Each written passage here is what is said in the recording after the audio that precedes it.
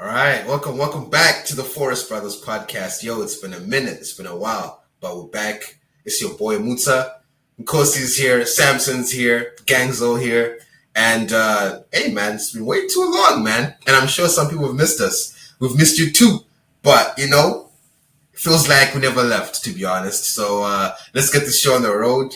Good.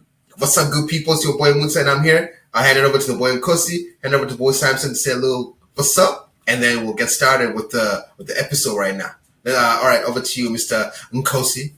Thank you, Muta. It's good to be back, beautiful listeners. We're back to new season, new possibilities. Looking bright and shiny today. Well, it's good to be back.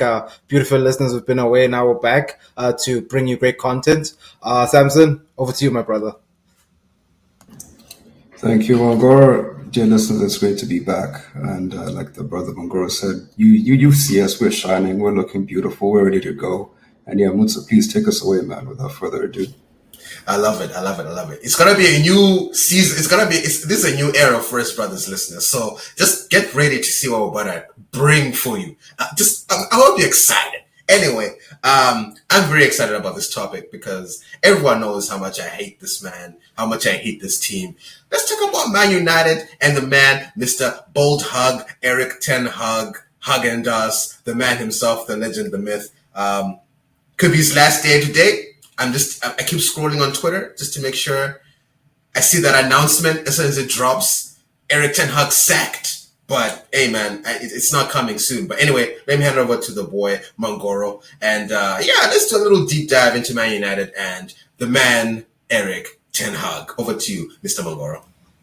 The man Erik Ten Hag is honestly an absolute disaster. Like, in my opinion, I think it's time. Like, not that it's time. Like, it's been time for quite a while. And I mentioned this because there's been situations where we've seen over the summer, where they openly went out and looked for other candidates. The moment that happened at the beginning of the season, it was an absolute disaster class. And I truly believe in the structure. Like, not a lot of people actually know this, but like, there's a lot of people that are now at the club, in the backroom staff, like, that are certainly going to take Manchester United forward. It's just that the man at the wheel is not the one at the wheel right now. So basically, like, I truly believe in like your Dan Ashworths, Omar Baradas, Jason Wilcox. They come from well-established entities. Jim has been successful in any sporting entity. So I believe this meeting that's happening this upcoming week regarding his future will definitely be sorted out. I think right now they're just trying to finalize who could take over in the interim. I've heard a lot of talk about Ruud van Nistelrooy. We saw it too. We saw it in the game against Aston Villa. There was some controversy, like some disagreements with the bold man at the wheel. So I think Manchester United is at a point where there's going to be something that happens in the next coming weeks. Sitting 14th in the Premier League right now. I think something has to give. Like, honestly, Samson, like, when you look at it, like, do you share the same sentiment, or is there something that can save this bold man here? I mean, the only thing that can save him apparently is United being too broke to find someone else, or too broke to fire him. I remember that was a story, right? They were too broke to pay his severance package. But yeah, this guy, he should be gone. Personally, I'm rooting for him because the longer he stays in, the longer United is in the mud. But yeah, if you look at him, and I'll just take the past week, for example, you look at his tactics, it's clear that he's been given a group of players that he doesn't really know exactly how to use. Midweek, Rashford's having a great game. He takes him off at halftime because he has to bring Garnacho on. Garnacho plays the second half. They end up drawing that game because of Maguire, who hasn't really played that much this season. But because Maguire scored a last-minute goal, he plays today.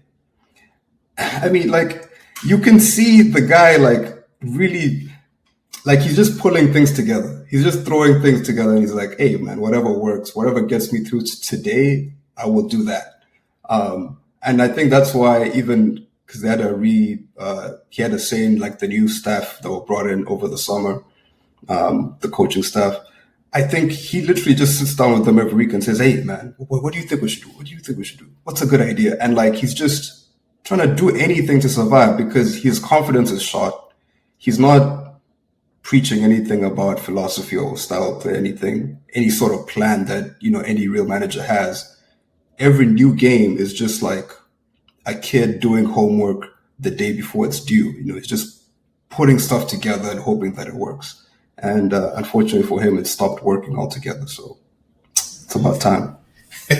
Wait, so what about this argument that a lot of Man United fans always whip out when we talk about the bold man at the wheel? That, oh, you know what, like, we've seen that it's not the manager, it's the players. They've gone through Mourinho, they've gone through Solskjaer, whatever his name is. They've gone through Ragnick, and, they've rinsed all these managers. And they say that, okay, you fire Ten Hag, we bring someone else, that won't do anything. It's not about the manager. It's about the players. It's about the structure. It's about whatever. That argument that they always say. And they keep saying, oh, we should give Ten Hag more time. That's the common argument when it comes to Man United fans, that they always whip out, like, it's not going to make a difference because this and this and that. It's not the manager. Ten Hag, he's won 2 trophies last season. Give him time, man. Give him time. And so what do you guys say to the fans that always have that argument so close to their lips as soon as you criticize the bold man for the poor choices that we all see he's making with this club? Like, that Rashford sub that you're talking about, Samson, did not make any sense. Because for me, the gag was, all right, sure, Rashford's having a great game and you're resting him. Today, he hooked him off at the 60th minute. What were you resting him for? That's my question. Yeah, you obviously think he's going to play the whole game, right? So what was the game plan there? Right? Rashford looked like he wanted a red today. Rashford should have been off for that second challenge he did. He should have actually gotten a red, like, hands down. But they saved him. And then they hooked him off right after that because Ten Hag could see this brother is trying to get a red. Anyway, so I'm curious, maybe Mangoro, like, how do you respond to the fans that always bring up that argument about Ten Hag and Man United in general? I love those fans. Those fans are the best. They keep us employed here as content creators. They keep us happy as opposition fans who support other teams. I think something that not people actually do realize is that I think Pep played 4D chess when he played that FA Cup final. And that if I lose this final, they'll keep him in the job and he'll be terrible next season. Not people actually realize that, but now it's all playing out. We've seen him in the media talk about things such as we won the most trophies last season apart from Man City. So this man has played us again. But with the situation over at the club and the fans and all this talk on time, how much time has it been? A couple of years now? Close to over 500 million spent. You still need time. You see the likes of Anthony, one of the worst signings that have ever been made in Premier League football. And those are people want to give time. How many years has it been? 2-3 years? I think they just need to cut the cord at this point. So from like an honest, like an analyst perspective, I think it's safe to say they should just rip off the Band-Aid and get rid of him. But from a fan's perspective, with our bias and everything, I would definitely want to see him in the job because he'll just keep on giving us more content, because some of the stuff we don't even ask for. Like the whole world is talking about this. So I think, honestly, they should just get rid of him because it just put an end to the misery on both sides, for his side, for his sanity and the club side. And then just write off the season. I don't know how Man United come back from this. Like, so the fans also just need to be honest with themselves. If they're not honest with themselves, they'll continue watching this because they said we should give him time. At least, like, if you say so, give someone time, you should see some tangible progress from a playing style, something. But this guy, we've been talking about time since the dawn of time. So I think he shouldn't be in the job. Like, he should be gone. Like, that's just my opinion. But Samson, like, when you look at him, do you think like he still has it? Does he still have that hunger that he had at the beginning, or he's just as arrogant as he looks as he is right now? I mean, right now it's not even about coaching with him. It's about pride. If you listen to him in his press conferences, the kinds of wild stuff he's saying, he's always defensive. Like last week they asked him, you guys keep making the same mistakes. and you keep getting caught in midfield and, with your passing, and then that causes turnovers, counterattacks, goals. And he keeps trying to be like, oh, no, that's not what's happening. And it's like he's trying to prove that he's still smarter than everyone. He still knows what he's doing when he clearly doesn't. And it's one thing, like you're saying, Mongori, like it's the arrogance. It's one thing to be bad, but to be arrogant about it, it's actually the most Man United thing I can think of. Like, to be completely shit, but still stand up with your chest out, like, yeah, we're Man United. Like that's been Man United's whole thing. So in that way, he suits them a lot, but it's just a problem. And I think at this point, like Mongoro is saying, just rip the Band-Aid, because you can talk about Solskjaer, you can talk about Van Gaal if you want, Moyes, all these other guys, but the structure was different then. I think I've just seen United have the best window they've had since Pogba signed. Like, signing Xerxes, signing Ugarte, signing De Ligt, Mazraoui, those are very good signings that could have very easily gone to other top teams in Europe. And Man United got them. Lenny Yoro, right? Amazing signing. Like, the football he's putting on with the players that he has is ridiculous. Like, he played Aston Villa today. Aston Villa, when they play us, they look like a relegation team. It's long balls all day. Aston Villa played in United's half for 60% of the match. Like, they had them boxed in the whole game. So it's unacceptable. Like, number one, just this game on its own would be unacceptable for any other top coach. 3 years of this is insanity. The fact that people are still calling for time, I mean, congratulations, guys. You guys, like, they should study your brains, to be honest. Like, call the mental asylums. The Joker just dropped. Like, y'all should be in that movie. Like, y'all's brains are crazy. I don't know how they keep up with this madness, to be honest with you.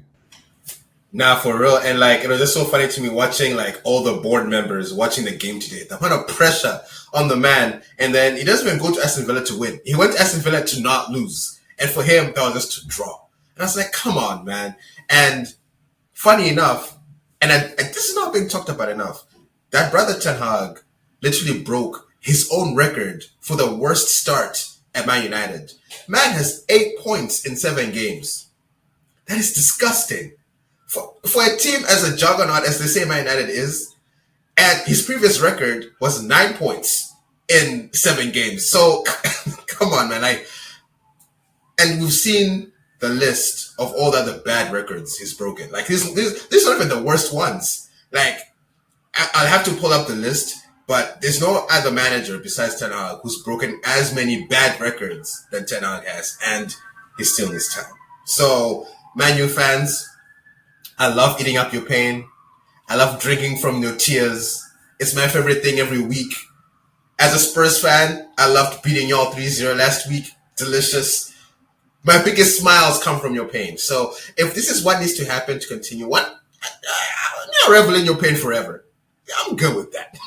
So you know what? Like, I honestly, in my humble opinion, I don't see Ten Hag surviving past December.